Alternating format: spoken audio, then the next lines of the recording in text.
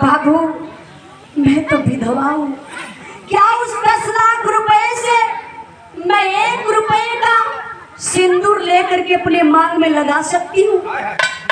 मेरी दुनिया तो उजड़ गई, मैं जी रही हूँ लेकिन एक लाश बन करके।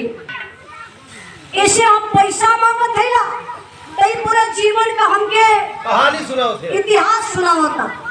संपतवा मारे गुस्सा में आए के दुआरे यही चरपाई पे पैर चढ़ाई के बैठल अपने बुढ़िया के बलौलस कले भाई कमाई तनी 1 लोटा पानी लेके जल्दी आवा। बुढ़िया पानी लेके आई, बुढ़वा का पसीना देख के बुढ़िया कलस बुढ़ऊ तो होई तुहरे पसीना छूटता ठंडिया में बीपी भी तो बोले वो सही बाना। बुढ़वा कलश देख रहे तबीयत तो ठीक बा। अरे का बताई आज अर्तिया के घर में लेके गई 2 घंटा चिरौरी करी नहीं है तैयार भाई। कौन तैयार भई है? पैसा देवे खातिर ए लेकिन कितन चुप करा दे ये तो छोटकी जहाज हो गई है। वो आसमान में उड़ता, वाह जमीन पर ऊपर पैरवे ना बा। अब बुढ़िया का चानी हो गई, लगल बुढ़वा का पेच ऐठ है। काला सुना हम तो तोके पहले ही बतौली कि ऊ कुलक्ष्मी बा। अरे उते हमरे लाल के खाई गई, रमाऊ हो रमाऊ ललऊ के खइला हो रमाऊ तू के जल्दी आई खाई हो रमाऊ। बुढ़वा बुढ़िया करवाई सुनते गुस्सा में आगल कलस का तू समझत ही रे? हेतनी उम्र बीत गई, तो खाइल पौली का खाई चल दिन आई अर्तिया खा गई। सुन हमार बात, आज के दिन से हमार ते बात मनी है। अर्तिया के पूरा परिवार मिल के खायल जाई, केहू पता न पाई। देखिए मेरे बाबू विचार बदल गया। क्या यही इंसानियत होती है? संपतवा अपने बुढ़िया से कहलस कि आज के दिन से आरतिया का खाना पानी बंद। सब खाए हो बाबू लेकिन आरती उपवास से रह जाए। धीरे धीरे समय बीतल बा, आरती की तबीयत खराब हो जाती है। छोटा बच्चा माँ का स्तन पीता है, बच्चा भी बीमार पड़ गया। हार करके आरती अपने बच्चे को लेकर के हॉस्पिटल जाती है। डॉक्टर साहब उस नाजुक बच्चे की हालत देख करके डांटना शुरू कर देते हैं। ये किसका बच्चा है? यहाँ इलाज नहीं होगा। अरे इस बच्चे को तो 2-4 दिन पहले मर जाना चाहिए था, अब तक तू कहाँ थी? आरती टूट गई, बिखर गई, कांपने लगी। डॉक्टर साहब मैं विपत की मारी हूँ, मैं एक विधवा हूँ डॉक्टर साहब, एक शहीद की पत्नी हूँ, मेरा दिन बिगड़ गया डॉक्टर साहब। मेरा बेटा बीमार था, परिवार में कोई नहीं सुनता है। क्यों कि मुझे 10 लाख शहीदी राशि मिली है, उसी पैसे के चलते लोग मुझे सताते हैं, मारते हैं, पीटते हैं। डॉक्टर साहब मेरे बुढ़ाई का सहारा मेरा लाल बनेगा, इलाज कर दीजिए डॉक्टर साहब, इलाज कर दीजिए। डॉक्टर साहब की आंख से आंसू चलने लगा। ले जा करके बाबू इलाज डॉक्टर साहब शुरू करते हैं। उस बच्चे को आराम हो गया। डॉक्टर साहब बोले आरती आपका बच्चा स्वस्थ है, ठीक हो गया है, आप ले जा सकती है, लेकिन 30,000 रुपए की जरूरत है। 30,000 रुपया आरती कहाँ पाएगी? कुछ पैसा बैंक से लेती है और कुछ पैसा बाबू उधार लेकर के जब हॉस्पिटल चलती है तब तक गजब कर देता है संपतवा। सारा लोकेशन मुट्ठी में रखा था, चाल कर दिया। 1 लाख रुपए में 4 बदमाश को खोजा आरती को मारने के लिए। कितना बड़ा वो पैसे का लोभी है पापी। 1 लाख रुपए में जब 4 बदमाश खोजा, सारी हुलिया बता दिया। चारों बदमाश जाए कोई नहरी के पुलिया पर बैठल हुए आरती के मारे बड़े। आरती जात रहे बाबू, आरती से परिचय पूछते हैं कि मैडम आप आरती है? आरती बोली जी भैया मैं आरती हूँ। आपका पति संजय शहीद? आरती बोली जी हाँ भैया मैं उन्हीं की बीवी हूँ। आप लोग कौन? आरती समझ गई हमारे पति के लोग लगता है दोस्त है, हमारी मदद करेंगे। इतने बतिया जहर हो गई हो बाबू, तवले पपियवा आरती का मुहवा पकड़ के दाबिल हलस, हथवा एक पीछे पकड़ के कोई नहरी के पुलिया से उतर के रोड गल रहा, दोनों तरफ अरहर का खेत रहल, कोई खेतवा में ले जाए के पपियवा पटक रहल। अब पटक के बाबू मारे पीटे शुरू कैलन। आरती रो रही है, पत्थर सा कलेजा पिघल जाएगा। आरती पर कितनी बड़ी विपत आई है। रो करके कहती है क्या, आप जिला पंचायत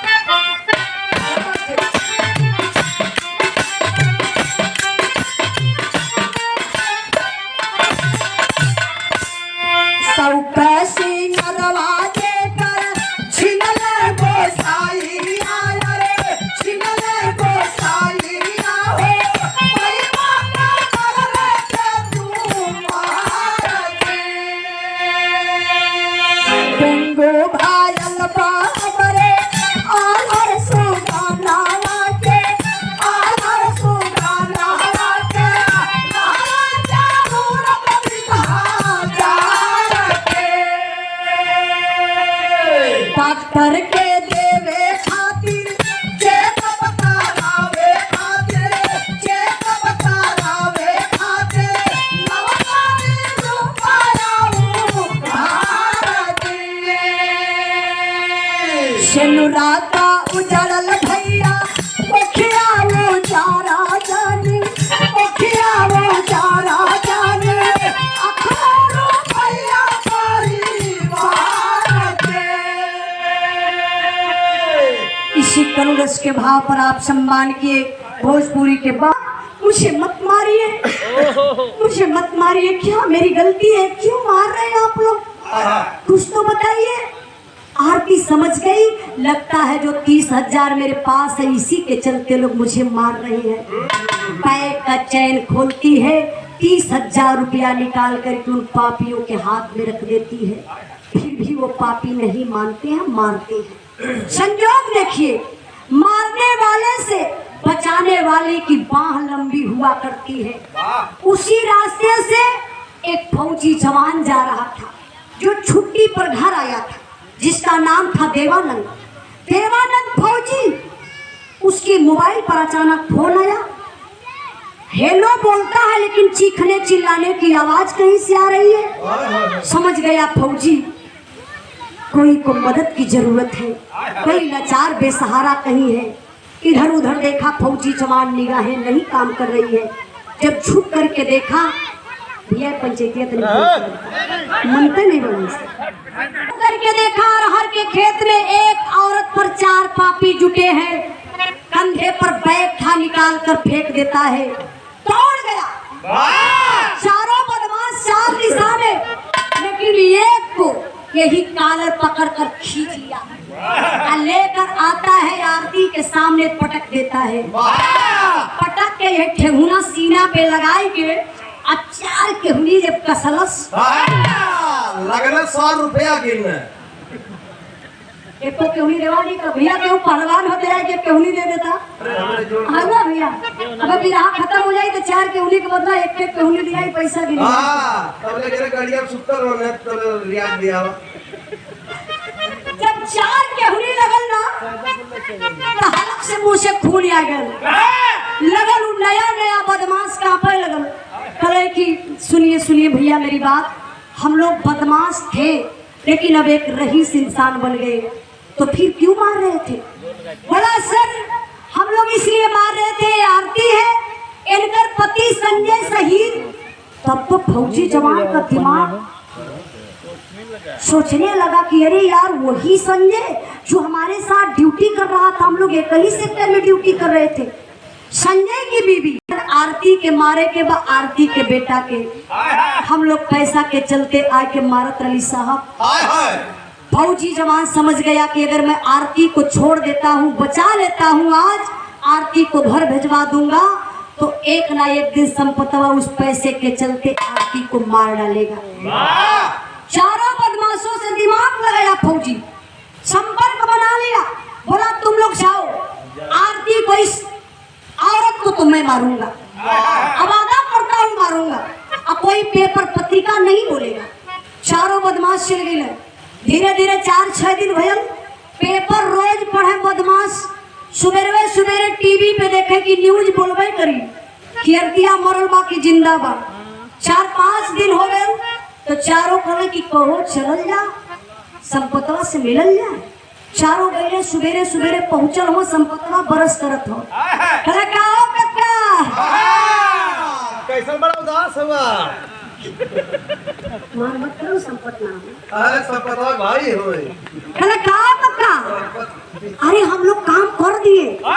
संपतवा कहे हम हाँ मुझे पता है आप लोग नए हैं। हाँ बहुत सफाई से काम करेंगे। सफाई से काम करेंगे। बेटा पैसा ला। संपतवा के घर में बुढ़िया से कहा का हो बुढ़ा देखलू कहली ना जुगाड़ ऐसा लगौले हिला। अब पेपर पत्रिका भी ना बोली कि तो अरतिया मर गई। चला 1 लाख रुपया लिया के दा। बुढ़िया 1 लाख रुपया लिया के बुढ़वा के दहलस। चारों बदमाश लेहले लेके 9-2 लेकिन अभी हर का बात छोड़ल जा।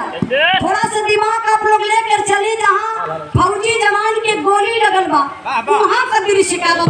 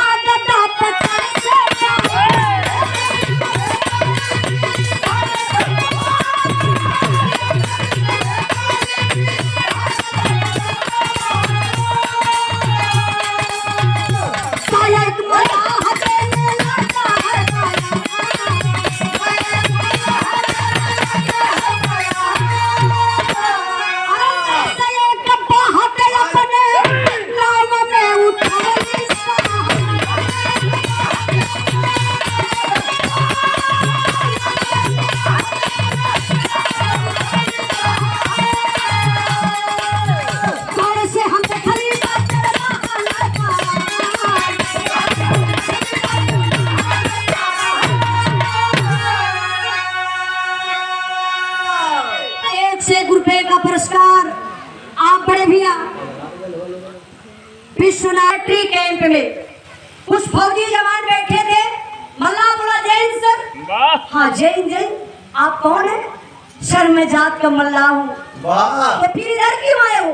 फौजी जवान समझ गया ये साला जासूसी पाकिस्तानी है। इसकी शक्ल बता रहे देखो। ये हमारे हिंदुस्तान का राज ढूंढने के लिए आया है। फौजी जवान बोला जल्दी निकल जाओ। अब कुछ फौजियों से इशारा करता है इसको बंदी बना लो। तब वो मल्ला कल सरकार हम काहे बदयाल बनी हमार बतिया तो सुनवा। हम जात का मल्लाह बनी हमार काम ब मछली मारत। जौन सिंधु नदी बा वही तट पर एक छोटी सा हमार झोपड़ी बा। कुछ दिन पहले का बात बा हम नदी में मछली मारत रहली। एगो लाश बही के अवत रहल। देखली तो हिंदुस्तानी वर्दी अपने नाव के बढ़ाए लली साहब और लसिया के उठाए के नाव पे रखली। लेके जब बहरे अली तो थोड़ा से ध्यान लगा दली। काली केहू का बेटा शहीद हो गया। क्यों लो दुल्हन विधवा बन गई। दर्द बा देखली तो कंधे में गोली लगल रहल। लेकिन साहब हल्की हल्की सांस चलत रहल। देरी ना कैली ले जाए के हॉस्पिटल में भर्ती कर दली। आराम हो गल बा साहब। अब वो जवान अपने परिवार से मिलल चाहत बा। हमरे पास इतना पैसा ना बा कि उसके जवान के परिवार से हम मिला सकी। बस मैं इसीलिए आया हूँ। सर आप चलिए ना। चलिए सर जो पैसा लगेगा लगा करके उस जवान को हॉस्पिटल से बाहर कर दीजिए। कुछ फौजी जवान हॉस्पिटल में जा करके देखते हैं अवाक हो जाते हैं। अरे ये भाई संजय किसी को विश्वास नहीं हो रहा है। सवाल कर देते भाई आप संजय हैं? संजय के आंख से आंसू चलने लगा। मीडिया के लोग पहुंचे हैं। संजय अपन बीती बात बतावे लगे कि मुझे याद है मैं 5 आतंकवादियों को मारा था और 2 पापी बचे थे। मुझे आकर के गोली लगी। मैं अपने आप को बहुत संभाला लेकिन शरीर का बैलेंस बिगड़ गया। मैं नदी में गिरा, डूब गया। इसके बाद क्या हुआ मेरे लिए भगवान ही मल्ला हुआ। टीवी पर दिखावत बा जो शहीद हुआ था संजय वो जीवित मिला हॉस्पिटल में। पूरा हिंदुस्तान टीवी देखत बा। वह टीविया संपतवा सरवा देखत रहा कि कल सैनिक सम्मान के साथ संजय को संजय के परिवार से मिलवाया जाएगा। और जब संपतवा टीवी देखलस ना तो खुशी के मारे पागल हो गए। सबसे पहले बुढ़िया के बोलौलस, कलस काहे बूढ़ा देखा टीविया पे। बुढ़िया कल का ये बूढ़ा ये उम्र में गंदा गंदा फोटो देखेला हो। कल काई तू बोलावत हुआ टीविया तो तू देखा हमरे काम से फुर्सत नहीं के। ओए ओए ये नानी टीविया पर देखला सीनिया चल जाए चाहे। आई चश्मा पोंछ के बुढ़िया लगौलस। कहलस बुढ़ऊ कहोई हमरे बेटा संजय मतिन तो कोनो लगौले न खरा। बुढ़वा कलस ना की न तू अखिया फूट गई है। केकर फुटली हो? अरे संपत हो के आई अखिया तो और फुटल बा। देखाई अपन संजैया बे संजैया। अरे घर में खुशियां करवाता लगल खुशी गिनावे। बाबू कलस पहली खुशी वो पपिनिया मर गई लड़तिया। आ दूसरी की खुशी जो 10 लाख रुपया रहल हमारे नाइन ट्रांसफर हो गई लोई। आ तीसरी की खुशी देख पेटवा जियत मिलल। चौथ की खुशी अब रुपया फिर कमाई। अरे बुढ़िया बचवी खुशी न रे। बियाह करब संजैया कनो निम्मन पतो है दोनों जने काम चली रे। कौन काम चली? अरे समझ जा। नहीं हम ना समझत बनी। अरे बूढ़ी बूढ़ा पेड़ लगाई। ओ इहो जे यहां लगोई कालस बुढ़वा के देख दहेज का ऐसा ले बन रे। टोला मोहल्ला देखी। अरे बाबू कल भयल तब ने दुआरे फौजी जवान सैनिक सम्मान के साथ आ गए। जैसे आप लोग बिरहा सुने बदे बैठल है पूरे क्षेत्र का लोग उमड़ गए बा। संजय के देखे बदे जो शहीद हुआ था संजय आज जीवित मिला है अपने घर आया है वो जवान कैसा होगा। ए बाबू तब ले गजब हो गए। लोही भिड़िया में से एक आवाज आई जो उन करजवा की चीरत बा। इसी भाव पर रविंद्र यादव चकिया चंदौली के धरती से चलकर आप आए हैं। अच्छा रविंद्र मीडिया के लोग आए हैं सवाल करते हैं। अरे भाई संजय कैसा फील हो रहा अपनी फीलिंग बताइए। आपका समाज मिला, आपका गांव मिला, परिवार मिला, आप जीवित मिले, अपने अंदर की कुछ तो फील बताइए। लेकिन बाबू संजय क्या फीलिंग बताएगा। माई लौकाता, बाप लौकाता, गांव पूरा लौकाता, लेकिन 3 दिन का वो बेटा और वो पत्नी नहीं दिखाई दे रहे हैं।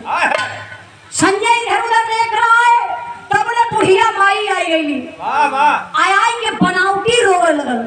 यह कपार सुरावत गाल सुरावत कर लाल हो लाल हमके दर्द होत बा हीरा।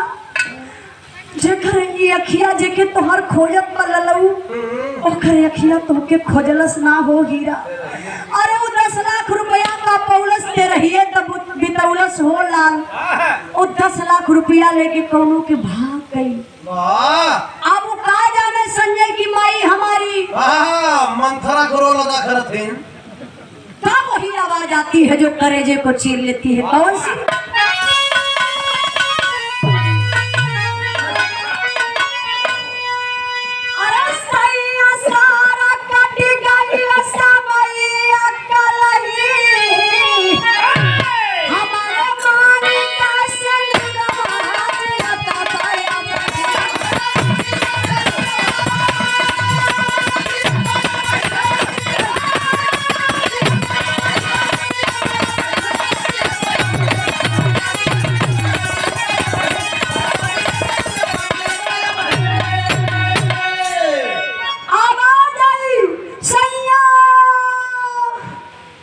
हमरे सारा सैया बीत गई समैया कलही हमरे मांगी के सिनुरवा जियत वही पूरी भिड़िए पीछे मुड़ के ताके लगल।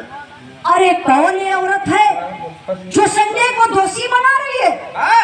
अच्छा तक परिवार क्षेत्र के आरती के ना चिल्लस लेकिन संपतवा पहचान गए कलसी की आरतिया बा कि अरतिया के सकल का कौनो बा और सरवा कैले गद्दारी पैसों ले हमें कोई जिए पे पहुंचा दे यार 1 लाख रुपयों ले गई अरतिया जियते आ गई संपतवा पेटे का बहाना कैलस बस पेट में बहुत तेज दर्द बा डिब्बा का पानी उठौलस धीरे से पतलती गली दबावी की अब यहाँ तले बुढ़िया घर में से आई अब खड़िए खड़िए बुढ़िया के चक्कर हो लगे ई हाय हाय कि कोनो दूसर बा कले ना ना ई तो अरतिये बा अचाई के बुढ़िया वही संजय की अखबारी में पकड़लस बोला सरे लाल हो लाल ई डाइल खड़ी है डाइल कहाँ लाइन खड़ी हो? वो समनवा कौनी जगह? संपतवा के घरे। अरे तू डाइन ना हो तू गायिका हो। ऐसे किसी का तो डाइन खड़ी है डाइन? अरे हमार सीधा यार बोलो तो। यार कहला यार। अरे अखियों से फूल जाएगा। बुढ़िया बोला सरे लाल हो लाल। हाँ ये चुड़ाई ध्या। एकर बरवा देखा। अरे हम पागल हो जाई। बहुत चाहते हैं। बुढ़िया बोला से लाली फिर आ गई। आई तो हम फिर खाई हो ललऊ। अब बुढ़िया में चक्कर आए धड़ाम से गिर गई। लोग बेना डोलावत हुए। बुढ़िया के हाथ उभर गए बा। और तब तक बाबू आरती करीब में आती है खींच कर मार दिया संजय एक तमाचा आरती जमीन पर गिर गई बेहोश हो गई। फिर हाँ का आखिरी भाव बाबू जरा गौर करेंगे आरती गिरल बा बेहोश भइल और जब होश में अइली तक का घर मास्टर ऐसन कैसन लीला है कोसैया तो देखा वाला आ कुछ दिन जिंदगी हमके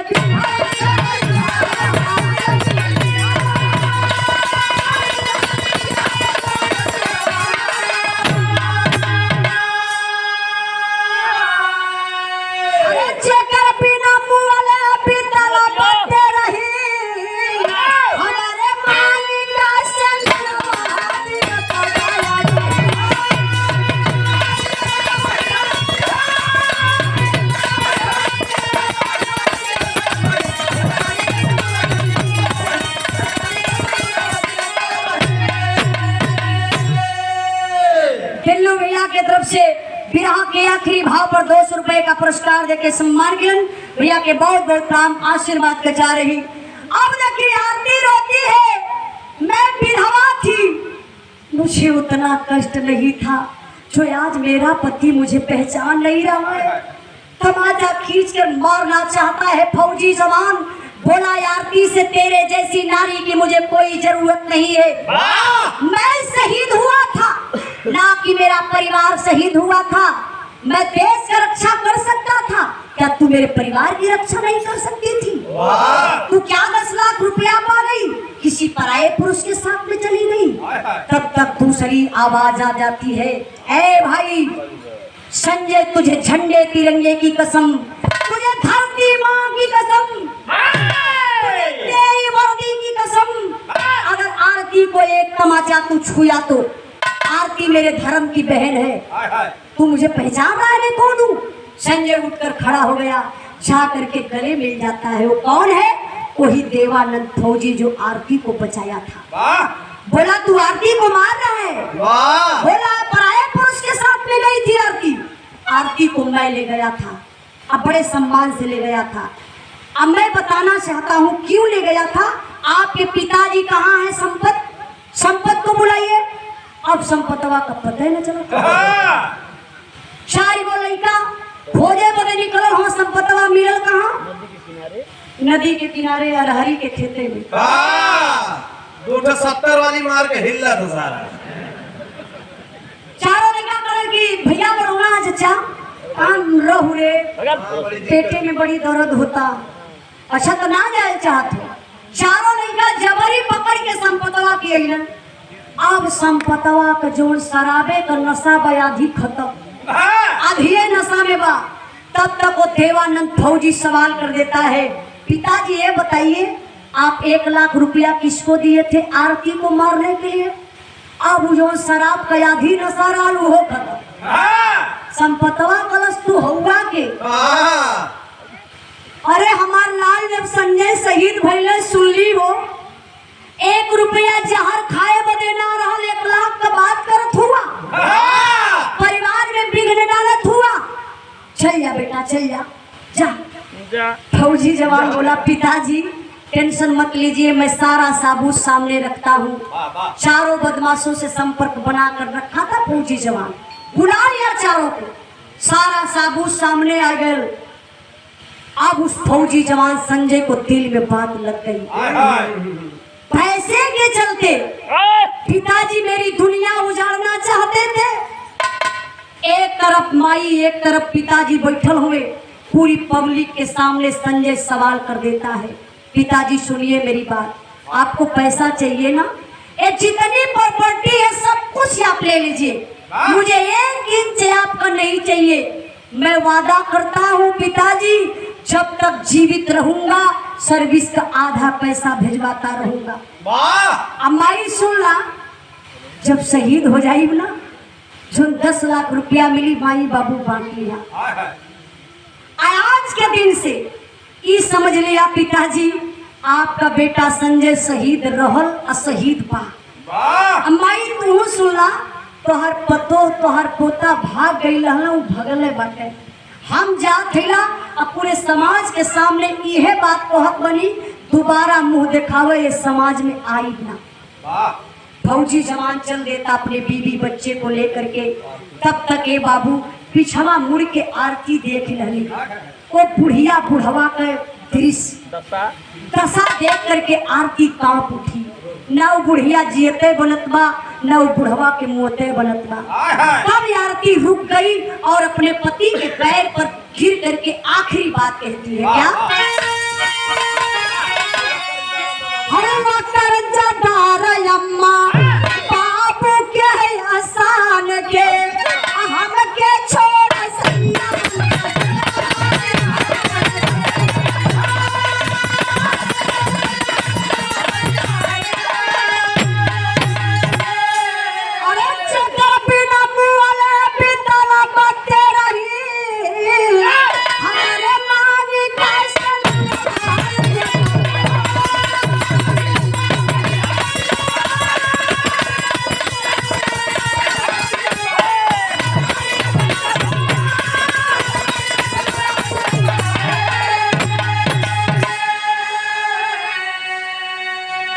इसी भाव पर सम्मान किए बड़े भैया खानपुर बिलहरी के धरती से सोनू यादव जी ये 500 रुपए का पुरस्कार, बहुत बहुत काम।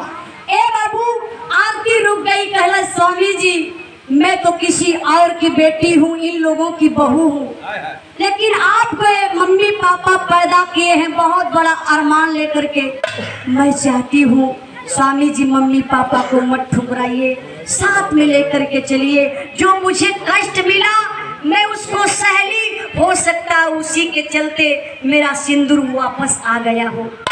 फौजी जवान रुक गया, आरती को साथ में लिया, अपने बच्चे को माई बाबू के लेकर फौजी जवान ड्यूटी पर चला जाता है।